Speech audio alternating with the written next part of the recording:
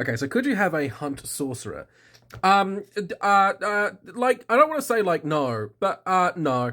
Look. So the idea of a sorcerer is that if your personality, if your spirit, completely mirrors a certain aspect assigned to an element, for example, let's say fire. So if your personality happens to match the kind of cultural aspect of fire, in that fire is a warm and welcoming and, sanctuary from the dark and things like that, the very Hestia, goddess of the hearth from Greek mythology, then the mana that you produce will be fire, will be that aspect of fire. You'll be a fire sorcerer because the magic system doesn't really know the difference between if your personality, your spirit completely epitomizes a particular concept, then as far as the magic system is concerned, there's not really a difference between you being a concept and that concept. So the mana you produce is already naturally that flavor because as far as the magic system is concerned, you are that thing. The hunt is the ethereal plane derived from prey species' fear of predation. The hunt itself is just the manifestation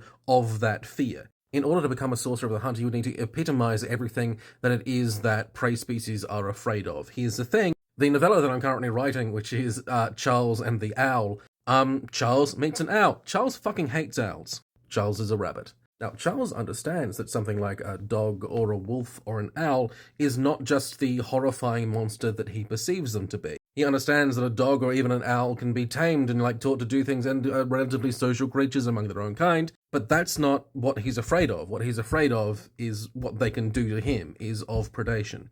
Creatures that are corrupted by the hunt or creatures that are made by the hunt as demons come from hell are just unreasonable, untamable, uncontrollable killing machines, because they are just derived from the fear of predation, not necessarily the fear of predators. A creature of the hunt won't just kill you and then eat you, it will kill you, and then once you're dead, it will immediately find the next living thing to kill. And only when there is nothing left to kill on the entire planet will it finally stop. Because the creatures of the hunt are a grotesque caricature of what a prey species thinks that these things are. Even something like an owl, which to Charles is like a xenomorph, is a horror beyond horrors, cannot actually epitomize a caricature of itself. Charles would disagree. That's the point of the novella. When I kickstart it, it's going to be like a teaser for the characters. All of which, by the way, happened. I met an owl. It wasn't actually an owl, but it was an owl. I just rewrote it with Charles there instead. Can I just say that I'm really glad that people seem to have latched onto the idea of the hunt so well?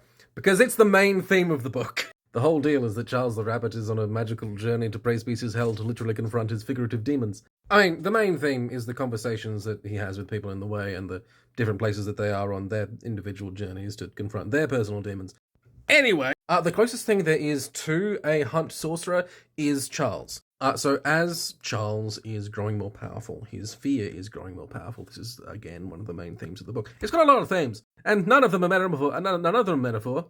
No. Shut up. As Charles is growing stronger, as his mind is becoming more powerful, so is the fear inside him. It is constantly threatening to take over his body. He is spending a considerable amount of his considerable willpower keeping his fear in check. However, there's a problem. See, because his fear can't get out, it can't even, the energy of it can't even get back out into the ether.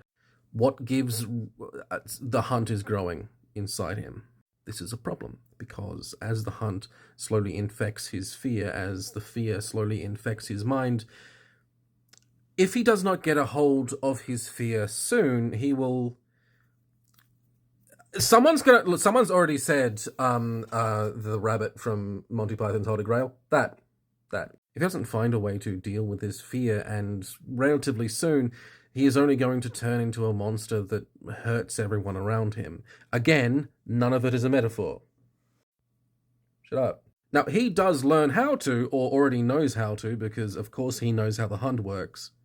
It came from him. He is able to vent a small amount of the hunt energy, which instantly animates anything it touches into a horrible monster. Even if he just touches a stone, it turns into a big horrible stone monster and tries to kill any living thing nearby. So Charles is the closest thing to like a hunt sorcerer really within the setting that is kind of possible, but that's more because he is slowly being engulfed by his own fear and what his fear has created. Shut up.